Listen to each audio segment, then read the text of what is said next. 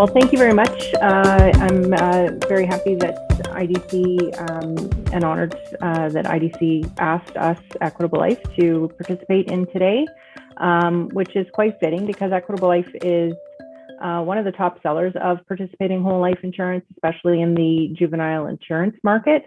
Equitable Life actually has sold in the independent MGA channel, sells more participating whole life insurance policies than any other carrier in Canada, meaning that more families in Canada have received a participating whole life insurance policy in the past few years from Equitable Life than any other company out there. And a lot of that does have to do with the volume of participating whole life as it pertains to the juvenile market in particular. So today what we're going to discuss are ideas that you can not only use in positioning financial planning for the next generation, but also I'll be sharing some ideas and sales techniques and philosophies that can be applied to all aspects of your practice through a method called storytelling or story selling. Story selling really is just a way of positioning and making numbers on a page relatable, essentially, and sort of weaving whole life or any life insurance product for that matter into the client's life so that they can see actually and sort of understand how it will fit into their life as opposed to just sort of being an intangible policy contract. So we'll also discuss how to tap into the power of that by appealing to your client's core values and to help your client's decision move forward so that it becomes something more intuitive to them as opposed to something that they have to decide. And we'll talk sort of about the psychology of that.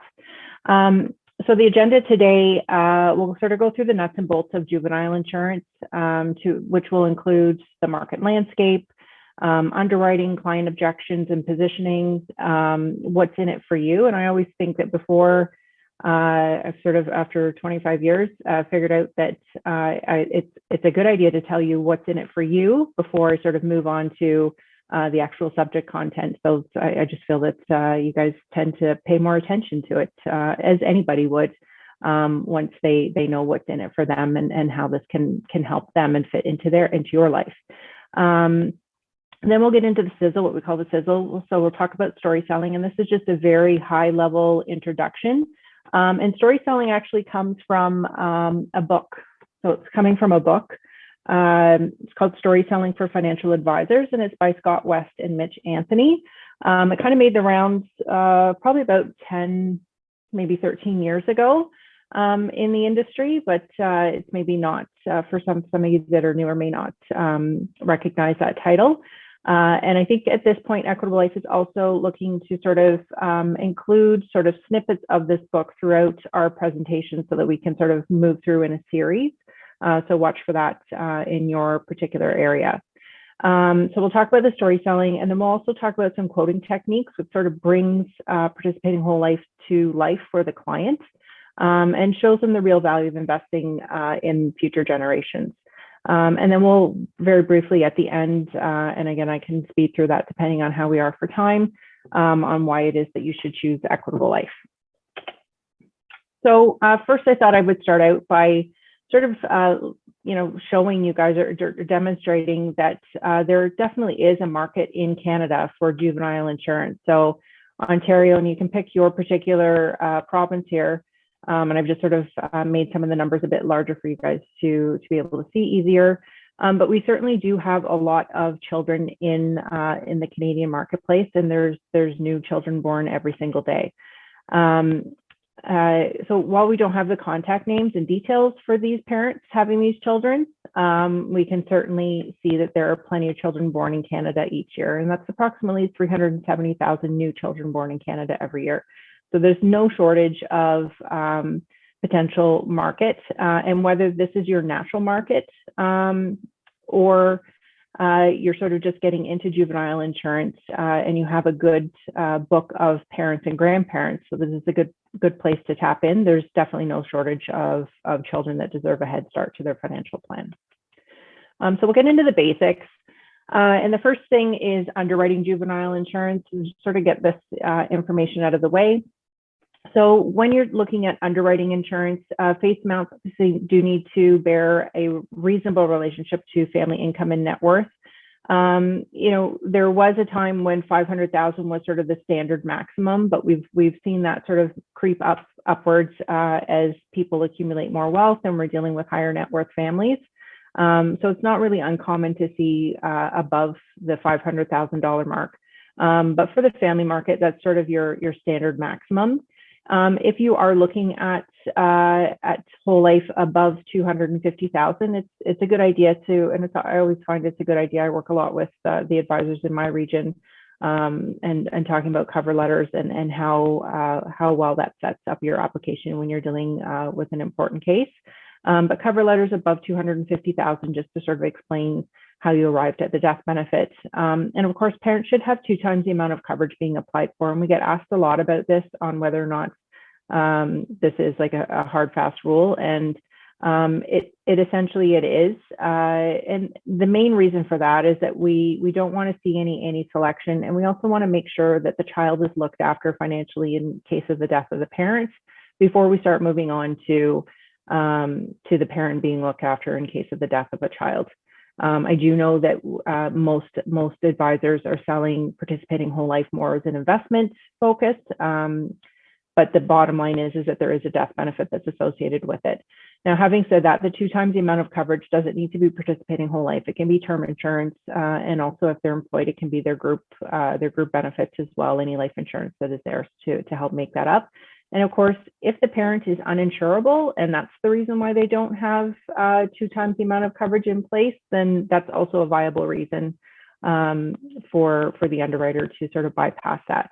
And of course, all siblings should be insured equally, either by premium or by coverage base. So it's whether it's by budget, so you're doing $200 a month for all the kids in the family, or if you're doing $100,000 a face amount for all the kids in the family, it should equate equally throughout all of the siblings in the family. And then I like to cover off also potential objections that you're going to run into.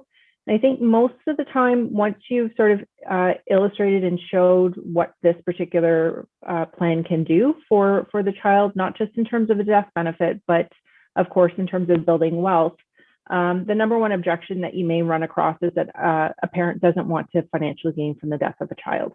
And that's absolutely a fair statement to make. The best answer here is to reiterate the whole life as start of a financial plan that combines permanent insurance, but also the opportunity to build wealth. So we're sort of focusing and bringing them back into the investment fold.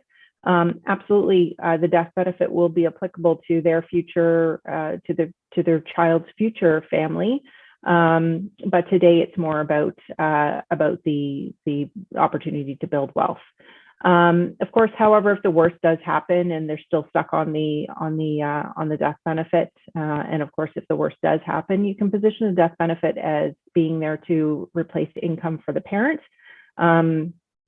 If you lose a child, there's a pretty good chance that you're not going to be able to go back to work if you're an employee after 5 days. If you're self-employed, of course, you may have to take time off from your business. So that death benefit can be there to backfill and give you the freedom to grieve the child.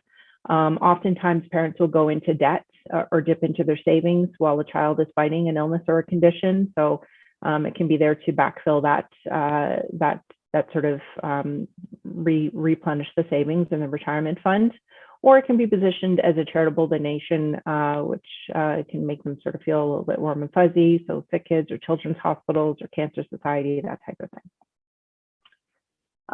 What's in it for you? It's very good supplementary business for you. So if you think about your business and all of the types of policies that you write, you may sort of think of a jar with pebbles and stones in it. So maybe you've got the pebbles. The pebbles are your family market business. The stones, the bigger stones, are your larger cases that maybe you're working on. But the juvenile insurance can kind of be viewed as the sand that sort of fills in the gaps and helps keep your activity going, which of course is very important in sales, is to sort of keep that activity going, keep people saying yes to buying a product, and also sort of securing that child as a future client potentially down the road. Like, you're the agent on their policy. Maybe that may be a good chance that they would contact you when they are an adult and need insurance of their own or more insurance of their own.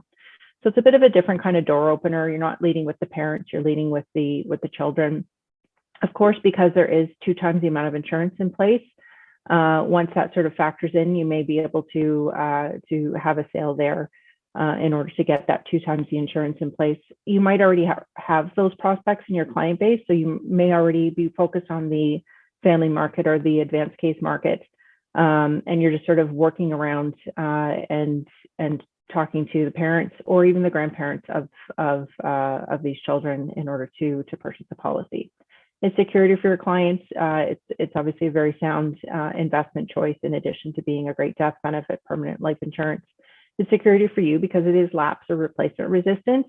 Most people that buy a participating whole life are kind of financially responsible. They're looking to improve their financial situation as well, being replacement resistant, just quite frankly, because there's really not many agents out there that will go out and replace a participating whole life. So usually you leave that alone and plan around it. It builds your inventory for future clients, and it expands your client base and increases your income. And how much does it increase your income? We always think if they're smaller policies, but it does all add up quite quickly. So if you assume a policy with $1,200 of commissionable annual premium, for example, which would be roughly $100 a month, $1,200 of commissionable premium, and we're just going to use an example here of 100% override. You may be above or much higher than that, so you can sort of do your own math here. But really, when you sort of move it into larger numbers, if you sold 1 of these a week, you would have an extra $4,800 in your pocket, and increase your annual income by over $57,000. You sold 2 a week, so if there was two kids in the household that you sold, then you're up at $9,600 a month and over $115,000 a year. So it does add up. So it's good to start thinking about, if you aren't already in this business, in this market, it's good to sort of start thinking about who it is that that could sort of supplement some of the business that you're already doing. So moving on to the story selling portion of the presentation. We're going to talk about selling the problem you solve and not necessarily the product that you have, and we'll accomplish this through story selling. And again, this is a very high level overview of story selling. It's largely about selling the problem, and it doesn't focus on droning on about the product and its features and overcomplicating the sales process. It's a way of simplifying the entire process and simplifying for the client and making it easier for them to understand. So if we look at what sets the good advisor apart from a great advisor, and again, a lot of this is from that book, characteristics of great advisors is that they don't overcomplicate things. The way that they sell is very illustrative and simple and easy for the client to understand. They don't necessarily go through the illustration in huge detail and throw spreadsheets at them. And the other thing that they're very good at is evoking emotion. So they excel at relating and communicating with others. And we'll talk about evoking emotion, and evoking emotion really is accomplished through appealing to a client's core values. Target markets, they develop specialized audiences for their services. I'm sure this isn't the first time that you've heard this, but setting out a target market and sort of honing in on who it is that you like to deal with makes you more relatable, because if you're very well versed in that particular market, then you can share stories of other people in that same market and help the client understand how you can better serve them. And of course, we'll talk a little bit more later on about appealing to core values. So just kind of wanted to talk a little bit about left brain versus right brain and how that fits into the sales process. It's kind of turning the light on. So if you're appealing to the right side of the brain, which is the nice pretty colors on the right side of the screen there, you're sort of turning the light on for them. It's important for you not only to be knowledgeable, but to also be able to communicate well. All the knowledge and understanding in the world is pretty much useless if you can't effectively transfer that knowledge and relate that understanding to the client. So appealing to the right side of the brain is the best way to accomplish this.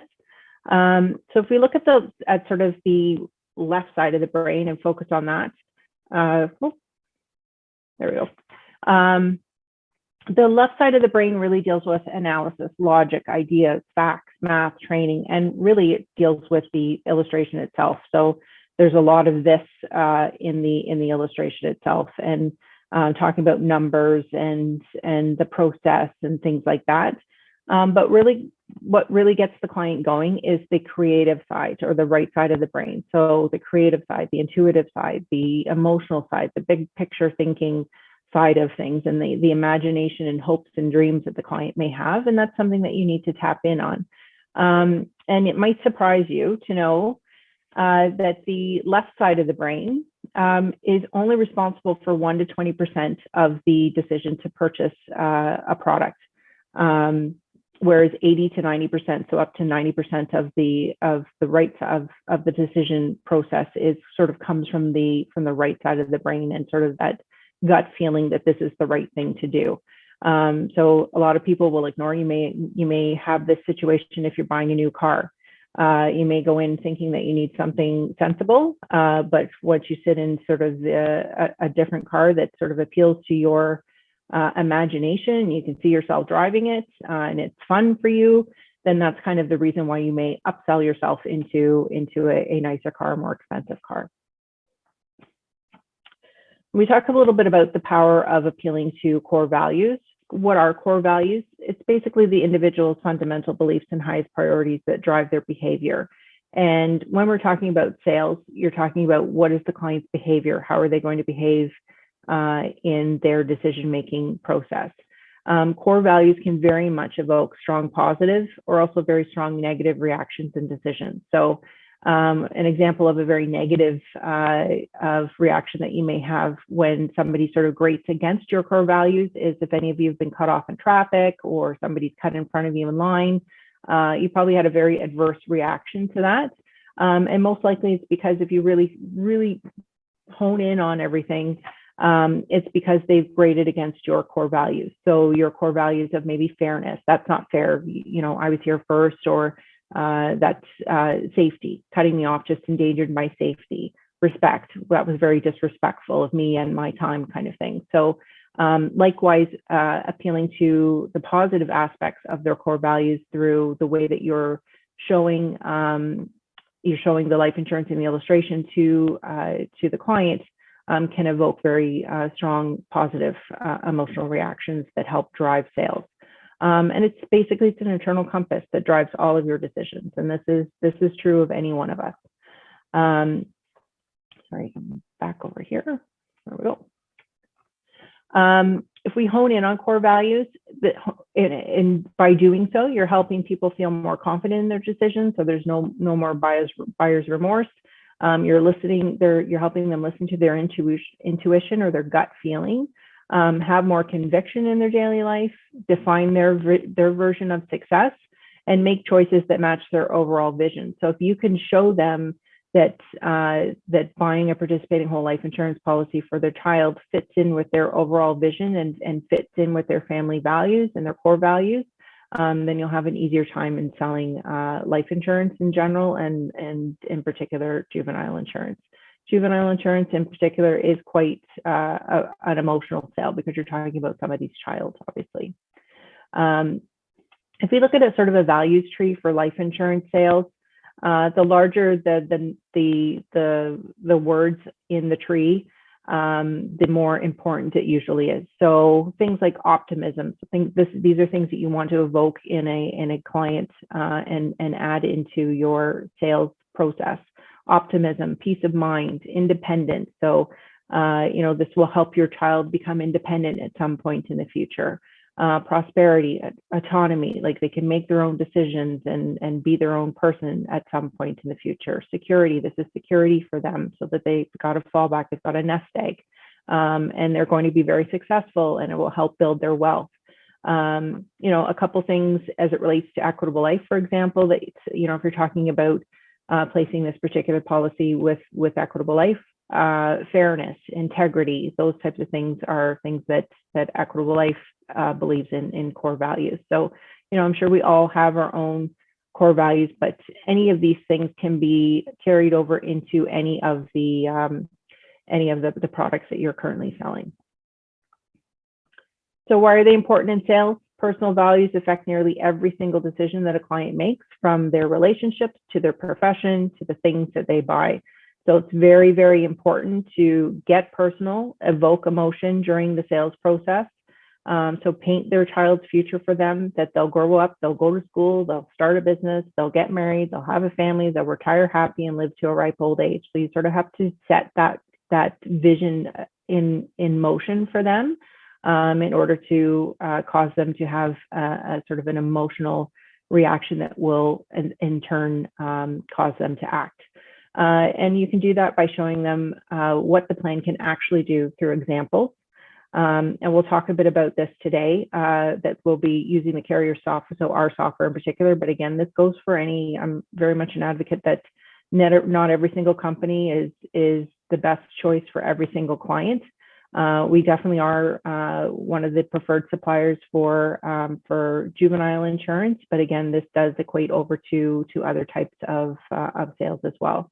So using the carrier's concept software, policy feature sections such as the loans and withdrawals, so actually showing them that, you know, here's the money in, and it's not just a number on a page, it's here's what it can then generate for you and fit into your life.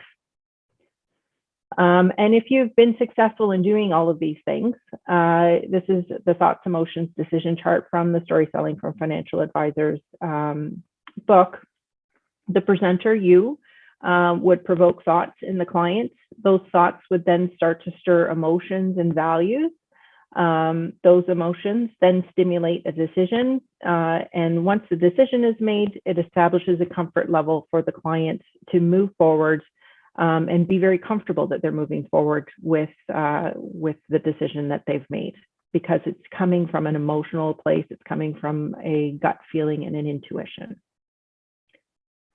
And if we want to talk about the sort of the problems that you can help solve, and these are sort of some statements that you would be listening for when you're selling juvenile insurance, and sort of what you can use to backfill those statements. So, you know, you may have already insured the parents, maybe they had an insurability issue, or maybe there was an APS required, and it took forever to get through the underwriting process. I'm sure we've all had cases like that. So the problem that juvenile insurance can solve is that it's very easy to insure someone when they're young and healthy. Chances are Equitable Life does have a 50% auto approval rate when you're using our electronic application. And chances are that the biggest chance to get into that 50% auto approval bucket would be to look at juvenile insurance. So quite oftentimes with Equitable Life, it's more of a transaction for juvenile insurance. If it's just a straightforward application. There's no meds, obviously, for juvenile insurance. It can very, very easily be turned around within less than a 24-hour time frame. And of course, guaranteed insurability riders can be added on to take the place of that insurability problem or that you can solve with this. The insurance is too expensive. So again, maybe you've sold some permanent insurance to them. And of course, they're paying a big premium now. Well, juvenile insurance can help lock in low premiums for the life of the policy. And of course, the focus isn't necessarily on the death benefit. It's more on the premium. So we're sort of going based on the budget and what can that budget look for in terms of, you need to have a contract to access the software. No, you do not need a contract to access the software. I can send out a link for you guys or post it on here after during the Q&A. And it's available through our website, Equinet. So if you just Google Equinet and then in the search bar on the top, you don't need to log in, just click in illustration software, then it should come up that you can download the software. What if I need to use these funds? Again, starting early allows a lifetime to build value for their future. It's stable growth. It's slow and steady wins the race. The longer these things are enforced, the better they look.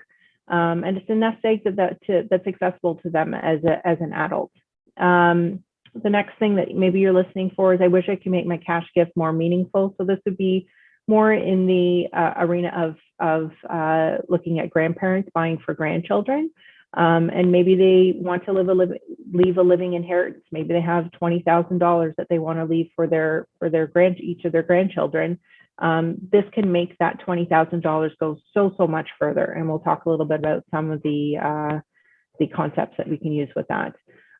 So making annual monetary gifts go further, and setting up, just the only thing I would say with the grandparents, if you are working with grandparents, you're definitely going to want to set up contingent owners so that there's a tax-free switch of ownership upon the death of the grandparent. And then the last one would be, I'm looking for financial security for my family.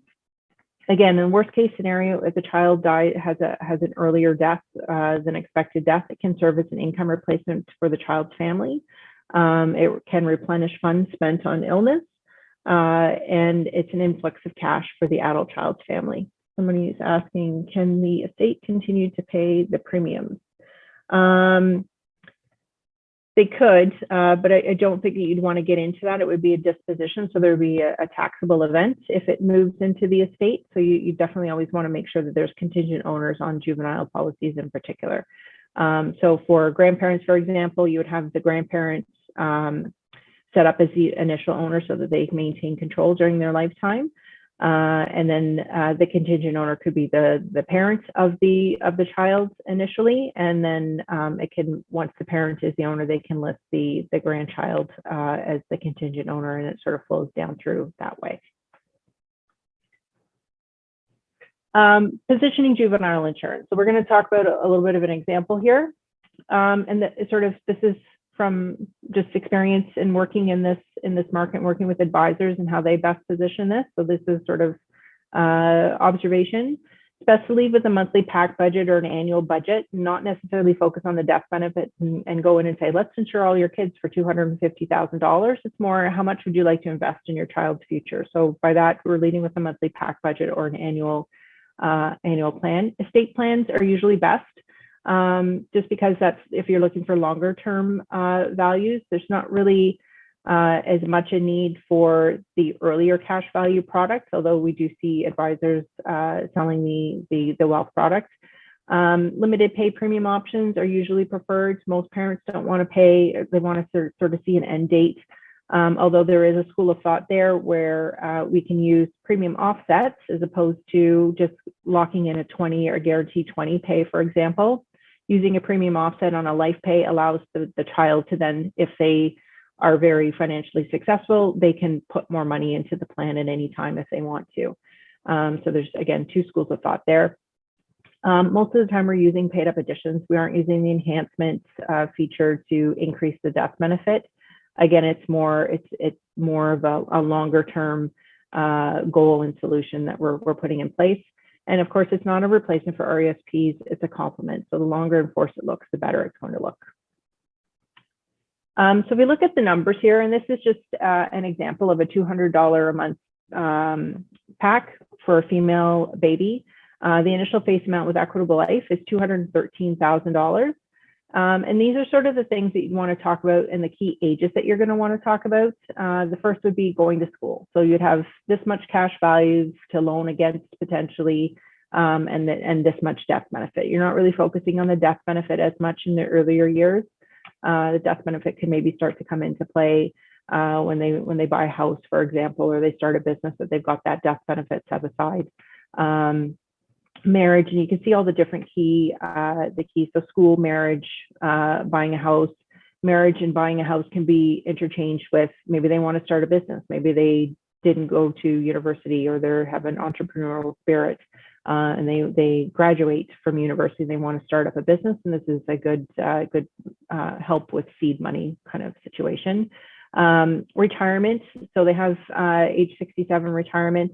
And again, when you're selling juvenile insurance today, you're dealing with a child that will likely have a much longer life expectancy than what we would have today. Traditional life expectancy is age 85. So imagine the situation today when they're retiring and they've got all of these years that they're going to be retired that they have to financially plan for. So if the problem exists today that people are running out of money before they run out of life, then the problem is definitely going to exist for a child born today. So again, just utilizing and illustrating whole life as part of a retirement solution for the grandchild or the child, and we'll get into that as an example. And then life expectancy, you're up at $2.1 million of cash value and 2.5, almost $2.6 million of death benefit here. And another important thing to look at when you're showing the client the illustration sort of running through that is looking at, so this is a $48,000 total spend into this plan for a 20-pay whole life. The cash surrender value on the plan is equal to or greater than that amount. So it's basically, we've got the cash value there before they've even finished paying for it. And a very important number to look at, don't exclude and sort of look at life expectancy today and just go straight to death benefit. So age 85, we just talk about the death benefit. It's very important, I think, in today's market to talk about the cash value at age 85, that if they haven't used it for any other reason, then they've got this sort of $2.1 million that they can tap into for sort of their second stage retirement planning. And I think maybe some of you have heard that scenario where you have your go-go years, your go-go retirement years. So you've just retired, you're doing all kinds of traveling and enjoying life. And then you sort of have your slow-go years where maybe you're getting into, you have to stay closer to home. You can't go on as many trips. You have doctor's appointments, that type of thing. And then your sort of no-go years where you're looking at long-term care, assisted living, that type of thing. So, if they haven't used it by then this is a good alternative for them for their no-go years and sort of helping to fund that. Katherine, there's a question in the Q&A. Do parents ever buy this on their adult children, age 20 to 40, or is it really only designed and suitable for the younger children? No, it's great for adult children, and that would sort of come into play the intergenerational wealth transfer or cascading life insurance concept. So that would be a way of moving money from generation one, which would be the parents or the grandparents, down through the different generations. So the goal here would be to the parent own the policy. So the older parent own the policy on the adult child. The adult child is the insured. And then once the parent passes away and the ownership transfers to the adult child, then that adult child can then utilize that particular policy for their own retirement. So they would use the cash value for themselves and then reserve the death benefit. The beneficiary is usually always the grandchild of the adult child, or eventually the grandchild of that adult child. So that we can then effectively move money down through the generations in a tax-effective manner. Ryan scenarios using paid-up additions and enhanced, the CSV and the DB, the death benefit are between very similar. How would you choose between the two? So yes, that's a great question. I very often, especially for somebody who's 35, maximum 40 and under, even in large case situations, utilizing the enhanced version of the plan. That sort of, and if you sort of play them both out using the paid up additions, if you have like a budget, for example, so say you're putting $5,000 into each, initially that $5,000 will buy more enhanced than it will on the paid up additions version. But in the long run, it kind of evens out. It's negligible, the difference once you get into retirement age. So that's effectively using the enhanced version of the product will effectively cover off an early death, an unexpected early death, while still giving them sort of the long-term benefits of this. But again, when we're talking about juvenile insurance, it's to be very careful about the amount of the death benefit and keeping that relevant to the family income. So there's definitely a good place for the enhanced version of the plan, whether it's in the family market or even into the advanced case or higher net worth market or business situations. There's a place for it, but traditionally we want to make sure that the focus isn't, it is a death benefit. I mean, legal wouldn't like me saying the focus isn't the death benefit, because it is a death benefit, but we want to make sure from an underwriting perspective that it makes sense to the underwriter. So hopefully that answers that question.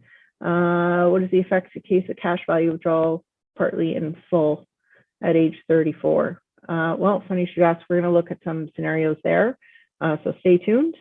And at what age can the policy be transferred to the insured? So technically anytime after age 18, but again, parents would maybe be wary of whether or not the child would continue to keep the policy, because once they are the owner of the policy, they can just simply cash it in. So I think most people are more comfortable transferring sometime in their 20s, and it's really dependent on the individual client situation. Sorry, Katherine, one other question. Oh, Do you recommend accessing the cash value through loan or withdrawal?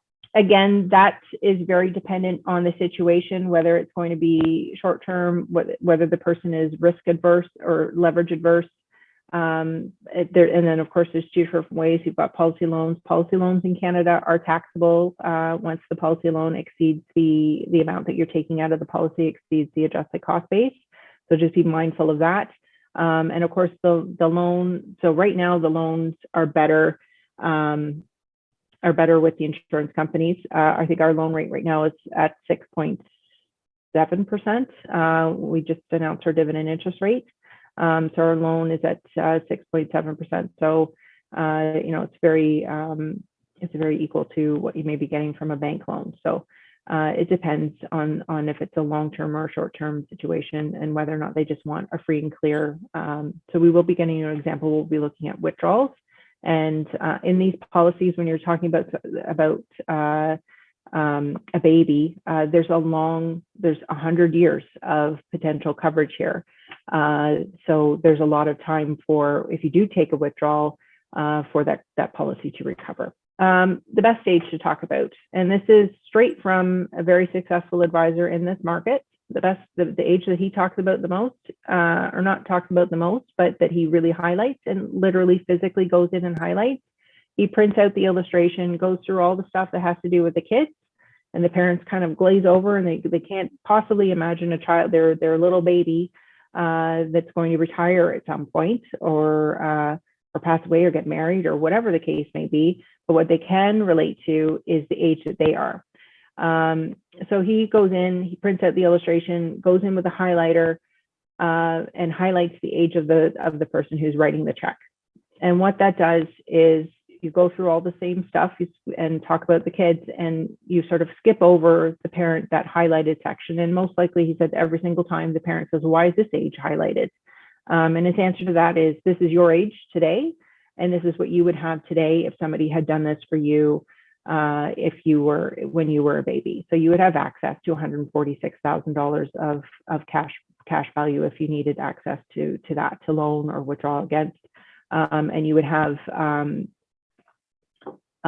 total death benefit of $700 permanent life insurance. So I mean, that's a very powerful age to highlight when you're selling this. So he basically says he gets the app out and it's a done deal at that point. So let's get into talking about quoting techniques and how to tell the story that fits in your client's life and actually shows them real life uses of what they're investing in. And the three quoting techniques that we're going to talk about are the preferred insurance solutions, what we call the 3Gs concept, so the 3 generations concept, and the one pay solution. The preferred retirement plan, so we'll start with that first. This is simply just ways to show the client how this can work for their child at some point in the future, and also show them what they can do with it. So the preferred retirement plan, so this is just simply running a straight juvenile illustration, but then also taking it one step further and providing them with a preferred retirement plan, which again, you'd say retirement concept on a baby, and I would say absolutely. So this is a good way to illustrate how well this works as an investment, that if they had Equitable Life's preferred retirement plan concept in the illustration software shows the whole life plan in comparison to a traditional investment. So if you just put the $200 a month, so $2,400 a year into a traditional investment at a set interest rate, this is what you would get versus what is the insurance policy going to do. That's the number one thing. And then it shows them how much income can you get out of here. So if we look at sort of taking our previous example and integrating a concept into that, the preferred retirement plan on this particular concept, so this is the same $200 a month pack on a female age 0. It buys the initial death benefit of $213,000. This shows $4,100 of potential annual retirement income for 20 years. which is almost as much as you put in for the entire amount of the cost of the policy. You put in, remember that the parents put in $48,000. So, they're just a little more than $8,000 shy of the total spend. And it still has the potential to provide over $1 million to the next generation. So the child has effectively been able to use this to supplement their retirement income and still leave money for the next generation. And then the real power comes in adding everything up and adding it into larger numbers for the clients. We think about smaller number, $48,000, and I don't know when $48,000 wasn't a big number, or $41,000 wasn't a big number. But if you bring it into perspective for the client by saying you put $48,000 into the plan, and then we're going to add up. So it's just essentially the 41,000 times the 20 gives you a potential of $824,000 out during the child's lifetime, and then another almost $1.5 million at age 88 for the next generation. So it turns $48,000 into 1.876, and that sounds an awful lot better than you can get $41,000 out every year at some arbitrary age in the future. So it just brings it's more powerful when you move it into larger numbers and talk in larger numbers for the client. It evokes that kind of emotion there. The next, and these are three very quick concepts, the 3Gs concept. So Gs meaning generations. So we're illustrating policy withdrawals to show what the policy can do and how it can work for 3 different generations. So what we're doing here is it's a way of, what if we could show the client that the policy on their child's life could work for them too? And remember, I mentioned at the beginning of the presentation that I always like to let you guys know what's in it for you before I move forward. Same, and again, this is human nature. What's in it for the person who's purchasing the plan?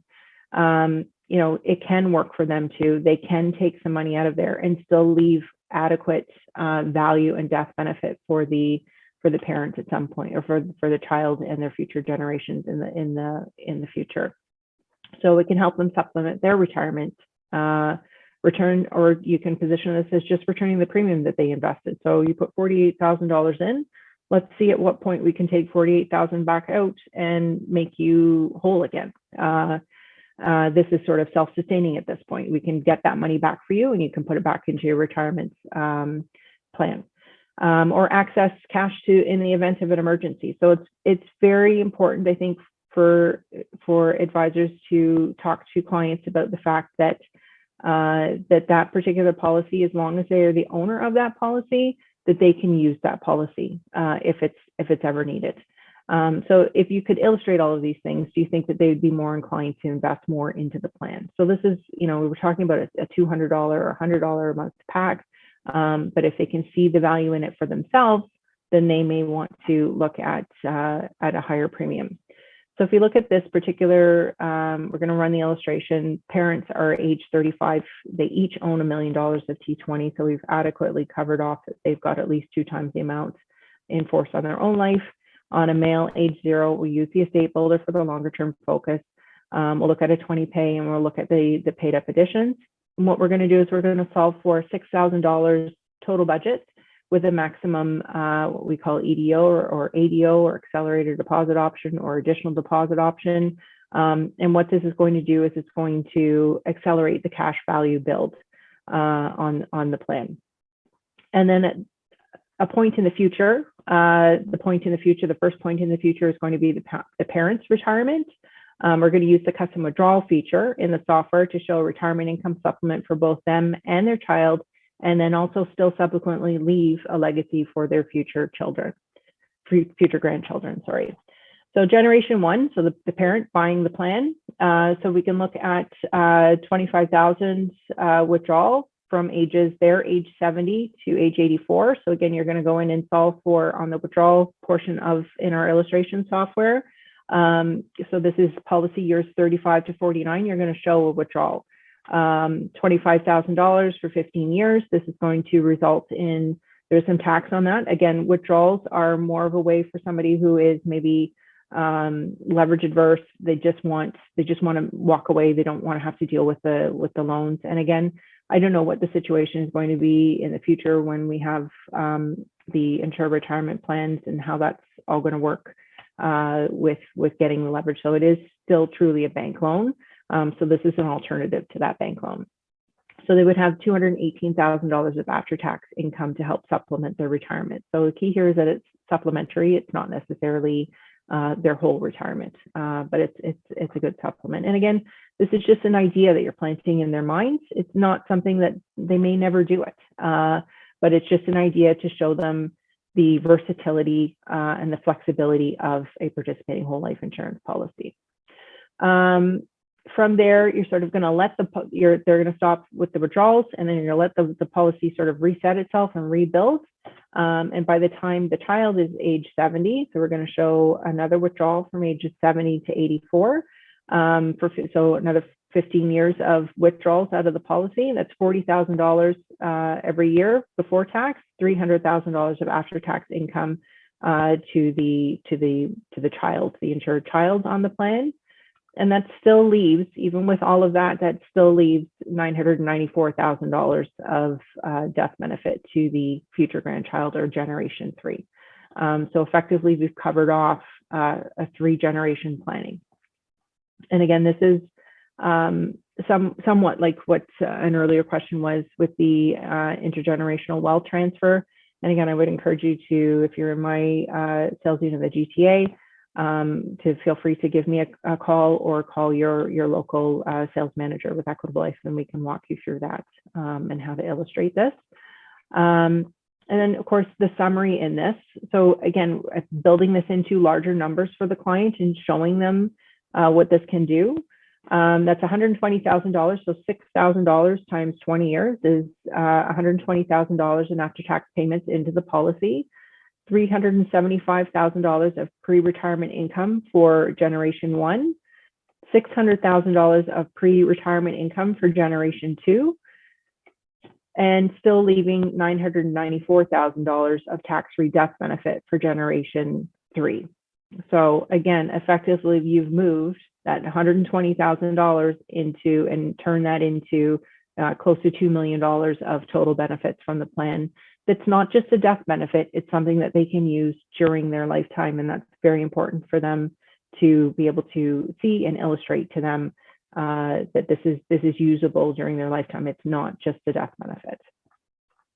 And then finally, we'll talk about the one-pay solution. So linking an income stream from a term certain annuity to fund a par whole life plan. And again, this taps into that core value of peace of mind, security, because it gives the client security in knowing that the funds are there to pay for the premiums.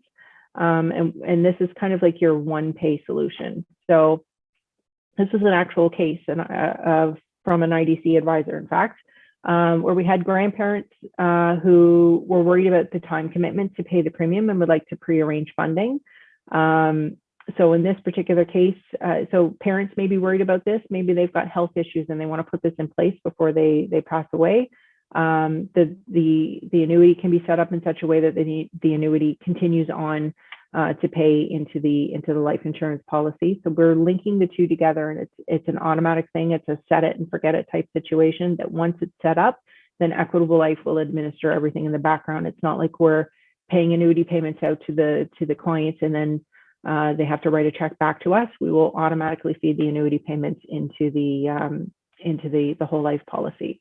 So it's a good solution, and it's actually a better solution to sort of the premium deposit funds that provide sort of a low interest rate. I think our premium deposit funds providing like a 0.9% interest rate. So using an annuity is definitely going to be a lot more lucrative for the client. Of course, they have to have a lump sum available now. They wanted to leave a living inheritance in this particular situation. So these were the grandparents. And we looked at an actual case. So this is a male age 2. The grandparent had wanted to pay $120 a month or $14.40 a year. We quoted the estate builder 20 pay, 120. They bought $123,000 and change of face amount with paid up additions. And then we had a 19-year term certain annuity to solve for the annual income to match the life insurance premium. So what we needed to do was the life insurance premium is $14.40 a year. So we had to see what is the single premium required on a term certain annuity in order to generate an income stream of $14.40 a year, so that would then subsequently pay the premium. So the way that this worked was the first year, so the very first thing you're doing is you're putting the life insurance policy in force. You're putting that through underwriting. You're not setting up an annuity prior to everything being set up on the life insurance side. So the first year life insurance premium was paid at $14.40. Then we solved for that required single premium as of May 30th. We sort of updated these. As of May 30th, the single premium to generate that annual income of $14.40 for the remaining 19 years of the premium commitment was $20,411. So the total cash outlay for the grandparent was $21,851. Versus if they had paid or made arrangements somehow on the side that if they, in the event of their demise, that this policy still continues to be paid for, and they continued to pay the premium of $14.40 every year for the next 20 years, that would have cost them $28,800. So it saved them $7,048 in order to by utilizing this particular scenario, which again gives them peace of mind. Helps them with saving some money in the meantime. And of course, we're talking about all the things that the child can do with this policy as they grow and how it can grow with them and fit into their life. So we like to say that the soul never thinks without a picture. So this is really about, and again, I've weaved juvenile whole life insurance into these concepts, but this is very viable no matter what market you're in. And what it does, storytelling makes the intangible tangible by weaving the plan into their future life story, shows them the power of what they're investing in by discussing who can it help. It can help multiple generations. Where can it take them? It can be as simple as money for a vacation to supplementing multi-generational retirement years. Like that's huge if you can provide that for the client. And how it can become part of the next generation's financial plan with the option to help them along the way and use this particular plan throughout their lifetime. So I had ideas on talking about why Equitable Life, but I think we're sort of close to time. And I'm sure those of you, if you're interested in this information, then I can certainly encourage you to contact your local regional sales manager and get in touch with them and find out why Equitable Life. There's a reason why we're the #1 seller by policy count, and that we're very, very well positioned in the juvenile market, and moving into being very well positioned in all markets across the board, family market, as well as advanced case market. And I really do hope that you enjoyed the presentation today. And are there commissions paid for the annuity sale? Yeah. Yes, there is. So you get paid on the annuity and you also get paid on the whole life insurance. And how do you quote a one-time pay? So it's the one-time pay is conceptual in that you're setting it up, you're administering it one time, and then you're sort of setting and forgetting it. So it's not traditionally a one pay. We can't do one pays in Canada on life insurance. But again, contact, if you're in my region, then give me a call. If you're in a different region, then any one of the sales managers across Canada can help you in how to quote that term certain annuity all-inclusive package. Is that all the questions in here, or is there more? I just see one popped up in the Q&A. Do you have material we can share on LinkedIn or Facebook? I guess marketing material. We do. So again, the beauty of our advisor website, Equinet, is that it's unlocked. Really, the only thing that's not locked is information about commissions, your commission section, and policy information. But everything else is pretty much unlocked. So whether you're contracted with us or you're not contracted with us, you have access to all of our marketing material through our website. I just put the link to Equinet in chat. Perfect. So if you follow that and go into the individual insurance section and into marketing materials, and even further into whichever, so each Each product is sectioned off on underneath the individual insurance section. If you go into there, then there's sort of like resources, so different concepts, little quick one-pager. So a lot of the stuff that I talked to you about today, there's a lot of focus at Equitable Life amongst the regional sales managers on revenue generating ideas. So these are very quick, hard-hitting ideas that you can use very quickly with your clients and put into practice today to help illustrate our products and really any products that are out there. So there's also some one-pagers that have started to crop up on the resources section in underneath the whole life section. Okay. Is someone not contracted? Can I go through illustrations? Yes, you can. Again, follow that link to Equinet. In the search bar, if you want to just search out sales illustrations, it'll bring you to the sales and you can download it. We do have a web-based version, but again, you have to be logged in for that. All right. And with that, I think we're at 2 o'clock. If there's no more questions, okay, happy selling.